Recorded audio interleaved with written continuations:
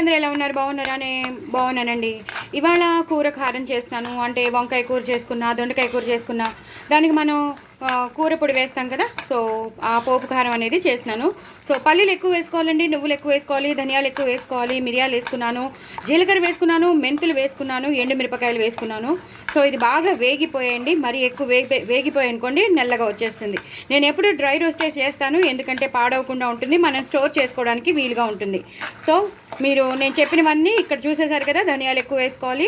ఇవన్నీ వేసేసుకుని చక్కగా పల్లీలు, నువ్వులు ఇవన్నీ వేసుకుని ఇలా వేయించి పెట్టేసుకోవాలి. దీన్ని ఇప్పుడు నేను చల్లారాక గ్రైండ్ చేసేసుకుంటానండి. పసుపును కొంచెం ఉప్పు వేసేసి గ్రైండ్ చేసేసుకుంటాను. ఇంకా ఇందులో వెల్లుల్లిపాయలు వేయట్లేదు, ఎందుకంటే మనం పూజలకి లేదా కొన్ని వాటికి మనం వేయకూడదు కదా. అప్పుడు మనం ఏం చేస్తాం, వెల్లుల్లిపాయలు అనేవి వేయం కాబట్టి నేను వెల్లుల్లిపాయలు వేయట్లేదు. లేదంటే నార్మల్ డేస్లో మేము వాడేసుకుంటాం అన్నప్పుడు ఈ టైంలో మీరు వెల్లుల్లిపాయలు వేసేసుకోవచ్చు. ఇప్పుడైతే నేను వేయట్లేదు. సో దాన్ని ఎక్కువ ఎన్హాన్స్ చేయాలంటే ధనియాలు ఎక్కువ వేసుకోవాలి. సో ధనియాలు ఎక్కువ వేసేసుకున్నాను, కొన్ని మెంతులు కూడా వేసేసుకున్నాను, ఇంకా ఆవాలు వేయలేదు, జీలకర్ర మాత్రం మంచిగానే వేసుకున్నాను. సో ఇది నేను గ్రైండ్ చేసేసుకుంటానండి. గ్రైండ్ చేసేసుకున్నాక అప్పుడు మీకు కూర చేసేటప్పుడు మీకు చూపిస్తాను. సో ఇలా తయారైందండి కూర పొడి. నేను చెప్పాను కదా, గ్రైండ్ చేసుకునేటప్పుడు కొంచెం పసుపు, కొంచెం కారం, కొంచెం ఉప్పు వేసేసుకుంటాను. ఎక్కువ కాదు, 1 స్పూన్ కారం వేసుకుంటాను, కొంచెం పసుపు వేసుకుంటాను, హాఫ్ స్పూన్ ఉప్పు వేసుకుంటాను.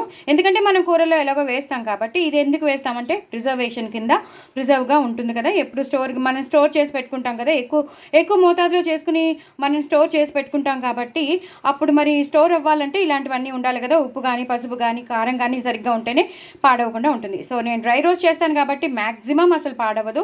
సో ఎంప్లాయీస్ ఎవరైనా ఉంటే తప్పకుండా మీరు వర్కింగ్ లేడీస్ కానీ ఎవరైనా ఇలా చేసి పెట్టేసుకున్నారనుకోండి, మనం ఏ కూరలో కావాలంటే ఆ కూరలో జల్లేసుకోవచ్చు, లేదా స్టఫ్ చేసేసుకోవచ్చు. సో ఇదైతే కూర పొడి అయిపోయింది. నేను ఇప్పుడు ఏ కూర చేస్తానో ఆ కూరలో మాత్రం నేను దీన్ని స్టఫ్ కానీ లేదా జల్లి కానీ చేసేస్తాను. నెక్స్ట్ ప్రొసీజర్ మీకు మళ్ళీ చూపిస్తాను. చూసారు కదండి, వంకాయలు శుభ్రంగా నేను బాగా మంచిగా వేయించేసుకున్నాను. కొంచెం నూనె వేసేసి బాగా వేయించేసుకున్నాను. నేను కాడలతోనే మంచిగా వేశాను. చాలా బాగుంటుంది ఈ కూర, గుత్తి వంకాయ కూర.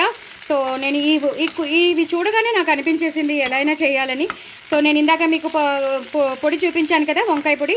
సో ఆ పొడి వేసేద్దాం. కానీ ఇవి మాత్రం బాగా చల్లారిపోవాలి. ఇవి 50 to 60% బాగా వేగిపోయి చాలా మెత్తగా మంచిగా అయిపోయి, ఇంకా మరీ వేగాయి అనుకోండి మరి మనం స్టఫ్ కూడా చేయలేనంత మెత్తగా అయిపోతాయి. సో ఈ టైంలోనే మనం తీసేసుకుందాం.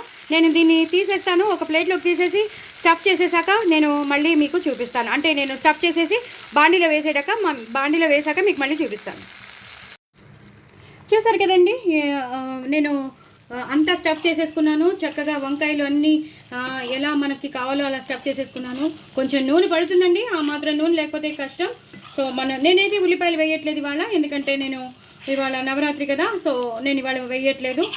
సో నైవేద్యం పెట్టేటప్పుడు ఎప్పుడు మనం ఉల్లిపాయలు వేయం కదా. సో ఇలా బాగా వేగిపోయి ఉన్నవే కాబట్టి మనం తొందరగా చేసేసుకోవచ్చండి. సో అలా వేగేటప్పుడే మనం కొంచెం కరివేపాకు వేసేసుకుందాం. అలాగే నేను ఇందాక పౌడర్ చేసి పెట్టుకున్నాను కదా, ఆ పౌడరు ఎంత స్టఫ్ చేసినా సరే పైనుంచి మాత్రం కంపల్సరీ వేయాలండి. అప్పుడే దాని టేస్ట్ ఉంటుంది, లేకపోతే బాగోదండి. తప్పకుండా పైనుంచి వేయాలండి. దీన్ని ఇలా కలిపేసుకోవాలి. నేను కాడలతోనే చేసేసాను. చాలా టేస్టీగా ఉంటుందండి. అన్నంలోకి అయితే ఇంకా చెప్పొద్దు, పిల్లలు వదిలిపెట్టరు. ఆ ముచ్చికతో పాటు అలా పట్టుకుని తింటారు. ఇష్టపడే వాళ్ళైతే చాలా బాగుంటుంది. చూస్తుంటేనే నోరు ఊరిపోతుంది కదా. చాలా ఈజీగా చేసేసుకోవచ్చండి. నేను దీని వంకాయ పొడి కూడా మీకు నేను పంపిస్తాను, షేర్ చేస్తాను. అలా చేసేసుకోండి. మీరు స్టోర్ చేసేసి పెట్టేసుకున్నారనుకోండి అయిపోతుంది. ఇప్పుడు కొంచెం మనం వాటర్ కొంచెం దగ్గరగా రావడానికి వేద్దామండి. ఇది ఒక్కసారి దగ్గరికి వచ్చేసాక మీకు మళ్ళీ చూపిస్తాను. చూసారు కదండి, బాగా ఉడికిపోతున్నాయి. నేను వాటర్ ఎందుకు వేసానంటే ఇందాక నేను మీకు చూపించాను చూసారా, వాటర్ వేయకముందు అలా తీసేసుకునే వాళ్ళు అలా తీసేసుకోవచ్చు. అంటే జస్ట్ నూనెలో బాగా ఫ్రై అయిపోయిన కూర చేసుకుంటే అలా చేసుకోవచ్చు. లేదు కొంచెం గ్రేవీలా ఇలా చిక్కదనంగా కావాలి, అన్నంలో కలుపుకుని తినాలన్నా, చపాతీలో కావాలన్నా, రోటీలోకి బాగుంటుంది కదా ఇలాంటివన్నీ. సో కొంచెం గ్రేవీనెస్ కావాలంటే మాత్రం కంపల్సరీ కొంచెం నేను వేసినట్టు వాటర్ వేసేయాలి. అయిపోయింది, మొత్తానికి అయితే కూర అయిపోయిందండి. సో ఇప్పుడు నేను సాంబార్ పొడి వేసేస్తాను. నేను ఇందాక సాంబార్ పొడి అది కూడా నేను మీకు షేర్ చేస్తానండి. సాంబార్ పొడి నేను రీసెంట్గా వచ్చిన సబ్స్క్రైబర్స్ అందరికీ నేను షేర్ చేస్తున్నాను, తప్పకుండా చూసుకొని చేసుకోండి. సాంబార్ పొడి వేస్తాను, అలాగే ఈ కూర పొడి మళ్ళీ పైనుంచి వేయాలండి. ఇది ఒక్కసారి ఇలా వదిలేయాలండి. ఒక్కసారి వదిలేసాక మీకు మళ్ళీ చూపిస్తాను. చూసారు కదండి ఎంత చిక్కగా అయిపోయిందో. మనం ఇందాక వాటర్ వేసినా సరే మనకి కావాల్సిన కన్సిస్టెన్సీలోకి వచ్చేసింది. అంటే మనకి అన్నంలోకి కలుపుకోవడానికి కావాల్సిన గ్రేవీ వచ్చేసింది. లాస్ట్లో మనం కొత్తిమీరతో గార్నిష్ చేసేసుకోవడమేనండి. చాలా చాలా టేస్టీ అయినది. కరివేపాకు కూడా వేసేసుకోండి.